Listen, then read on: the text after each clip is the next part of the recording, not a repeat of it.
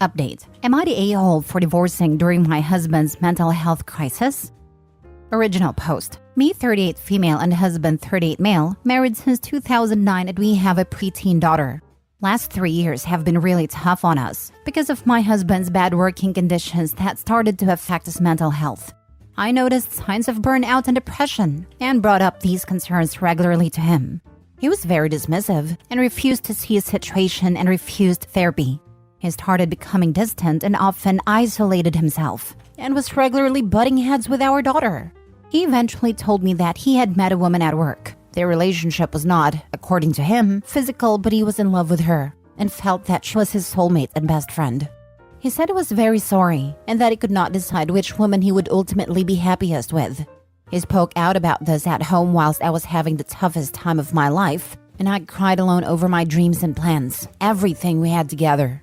He also told me that in order to clear his head, he would need to leave the house and spend some time on his own. That coworker had offered him her spare room, and he was going to take it. I asked for his help organizing the rest of the school year as I was commuting, and I promised him that as soon as the school year was over, I would look for an apartment closer to my work, and me and our daughter will move out, and he can have the house to himself for his healing. I found an apartment almost immediately, and we moved. He visited us one weekend a month and brought his chaos with him every time. The new home had become a safe haven that we cherished, and he took it over as soon as he appeared, and it felt like I wasn't breathing until he finally left. After 6 months of living like this, I decided I had given things enough time to mend, and they had not. I was still hurt and bitter, and he was still cagey about what was going on and what his ultimate decision really was. So I told him I was done living like this and that I wanted a divorce.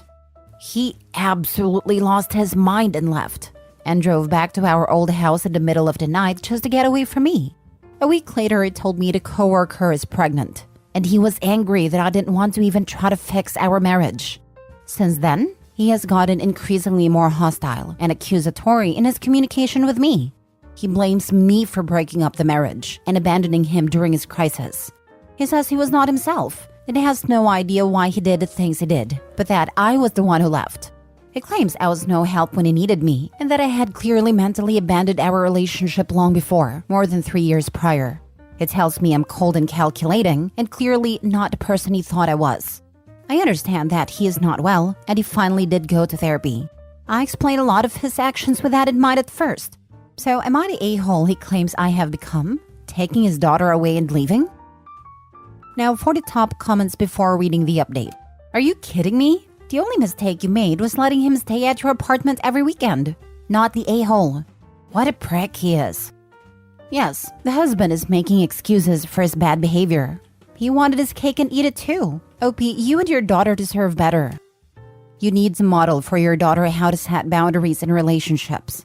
There's a big difference between I'm having a hard time and need space before we can work on us together, and I'm having an affair which ended up in a pregnancy. But you're a jerk for not sticking around and helping me raise the product of my betrayal and play housewife so I can continue to screw around with your head? He wasn't thinking about you or your daughter while he was sleeping with other women, and you shouldn't give him the courtesy of occupying another moment of your time or brain's bandwidth. Focus on you and your daughter, and let the grown man deal with the consequences of his own behavior. He made his proverbial bed. You attempted to help him multiple times, and multiple times he shut you out. Instead of seeking help or getting a new job, your soon-to-be ex decided the correct path was an emotional affair that led to a physical affair. There is absolutely no reason to feel guilty about divorcing this guy. Not the a-hole. Stop indulging him. Coordinate his visitation with your daughter through an app.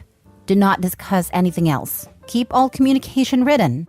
Stop second-guessing yourself. You have nothing to feel guilty about. Thank you for your answer. I've actually noticed that keeping all our communication in writing has helped me deal with all of this better.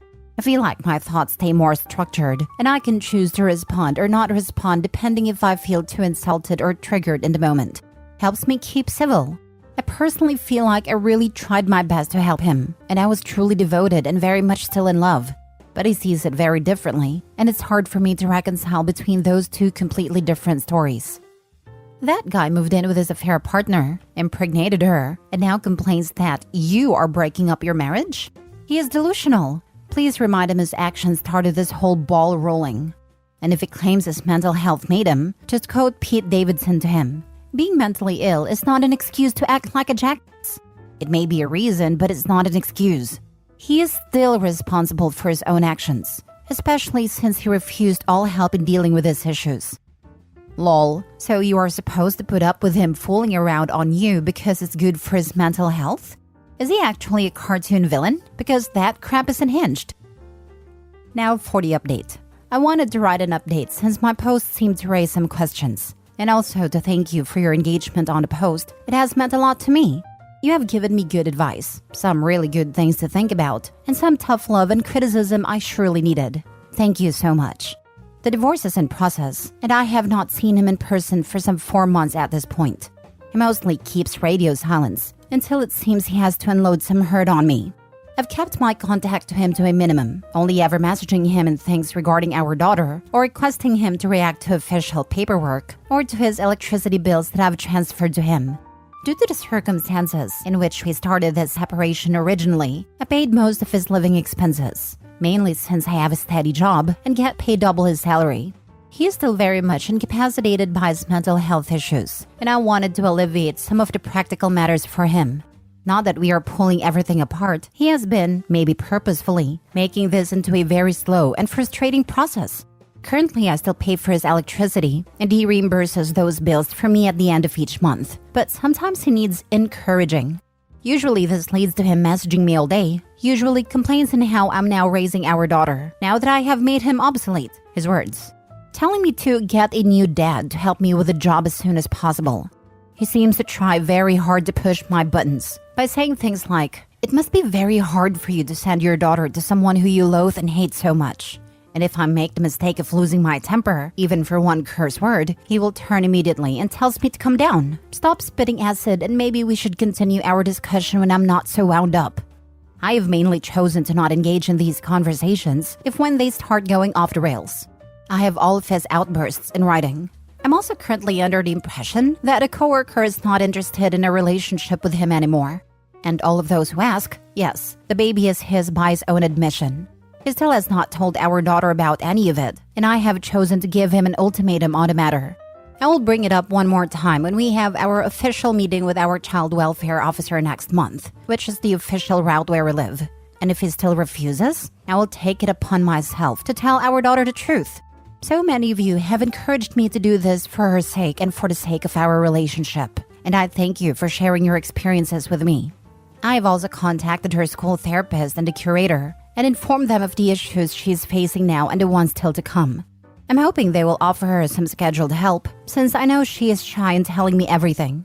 She's the most important thing in my life, and as sorry as I am for having her to go through this essentially because of my choices, I refuse to take all the blame now, and I'm ready to shift it where it belongs.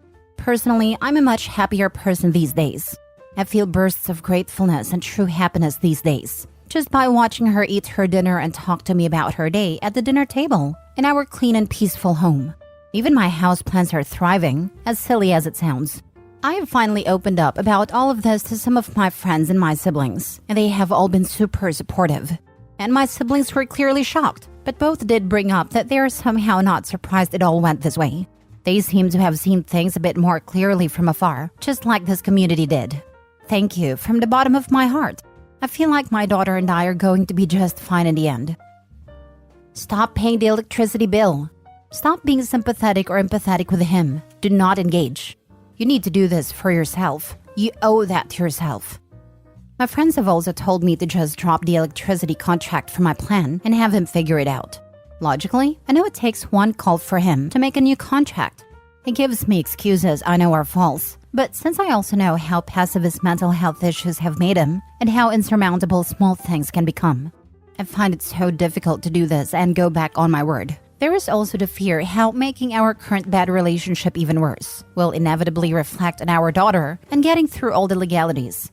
I can't wait until it's all done and dusted. You haven't set boundaries before, nor are you setting them now. You are being unfair to yourself. He will drag you down to his own personal hell. Some self-preservation is required here. If you can't get it for yourself, then do it for your daughter. If marital vows meant nothing to him, you can go back on your words. Doesn't appear that he is going therapy. You need to distance yourself from this dumpster fire so that you don't get burned. I am glad that you're doing much better and you're focusing on you and your child. I agree with the others to stop paying for the electricity bill. I know you understand his mental state, but he's no longer your problem, and he definitely wasn't considerate of you at all. Crazy the coworker he messed up his marriage for doesn't even want him, and now he's got 2 babies he's got to take care of. So let him take care of stuff he needs to take care of. He will continue being enabled by you and won't be able to handle any condition because he doesn't have to. Keep focusing on you and your baby. You're doing great, and I'm happy to hear you're doing better. I know all of you saying this are absolutely right. He will keep taking as long as I let him. I promise I will do it. Maybe this news would be better coming from you in a calm, safe environment where she can discuss and ask questions instead of whatever her father's mood might be at the time. You seem to have a handle on things, so good on you. I hope things go well for you both. Yes, most likely it will come to this anyway, as he has been refusing to even talk about the issue so far. I have been instructed to be as neutral/positive as I can in the matter, so that any negative response she might have is not directed towards the new baby. Of course, I hope they might have a sibling relationship in the end, and I have no plans in sabotaging that. The implications about the true reason for the divorce will be something she will put together eventually, when she is mentally mature enough to deal with it. No matter how it plays out, I will be here for her. Last story. Am I the a-hole for breaking off my wedding because of my fiancé's bachelor party? Me and my fiancé have been together for 2 years. It was the eve of our wedding, and I was having my bachelorette party and he was having his bachelor party. So, my bachelorette party was just a little thing with some of my girlfriends and family at my home, with drinks that the family put together for me. On the other hand, my fiancé's bachelor party was at a bar with a huge party, which is perfectly fine with me. But halfway into my party, my friend runs up to me with a video of my fiancé getting a lap dance from one of the girls there. These were Snapchat stories. Then she showed the next video. The video was my fiancé licking a mixed drink off of a girl's front, and another video of him making out with a girl, and then another girl right after her. I was upset and confronted my fiancé about it when he had gotten home the day of our wedding. He got all defensive and said, "It's what guys do on their bachelor party nights. It's the last night we have being single, babe." He was hungover, and I was furious, because I understand. But you don't just go making out with girls and licking drinks off their front. I just decided to try to forget it and go on with the wedding, until he was in the shower and his phone kept going off. We do have a rule where we don't go through each other's phones unless there's a reason, and we have to let the other person know if we are going through them. I wasn't going to touch it, but it kept going off, with people sending him photos on his phone from the night before. So I decided to look at the videos to see if I missed anything. It was photos of my fiancé in bed with 2 girls with no clothes. I turned his phone off, went into the bathroom and told him the wedding is off, and I needed time to process what has happened. He asked why, and I said, "Look at your phone and see." He then changed the whole subject and went insane over the searching phones rule. I told him boyfriends don't bang other girls just because last night he was not husband yet. He cussed me out and then begged for me to keep the wedding on, but I walked out and said no. It's been 2 days now, and his family's upset with me because I called off the wedding too soon and ruined their son's day. But everyone who was at my bachelorette party is on my side, saying it's his fault and he needs to realize he's in the wrong. Should I talk to him about it and reschedule the wedding? I do love him, but I'm not sure if this was a red flag that can lead into the future with him. Am I the a-hole? Now for the comments. Not the a-hole. He cheated on you under the excuse that it's just what guys do at their bachelor's party, which is not if they have any respect for you. And it's now love-bombing you/gaslighting you into staying. If you marry this man, he will 100% cheat on you again. And again, it won't be his fault, but the situation's fault. Like you didn't pay attention to him when he needed it, he had a stressful day at work, he was drunk, etc. He will continue to do this until you eventually leave him or make yourself settle for him. This will not be a happy and healthy relationship for you and will only benefit him in the end. Get out while you can.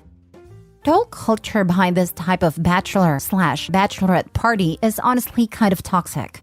The idea of celebrating your last night single? If marriage is so restricting to you, then why the heck are you getting married? Same here. Last night being single? Last I checked, they weren't single. Lol, should you go through with the wedding? You want to sign up for a lifetime of being disrespected and cheated on? Sure, go ahead with the wedding. A guy who would cheat on you before the wedding isn't going to stop because you have a party.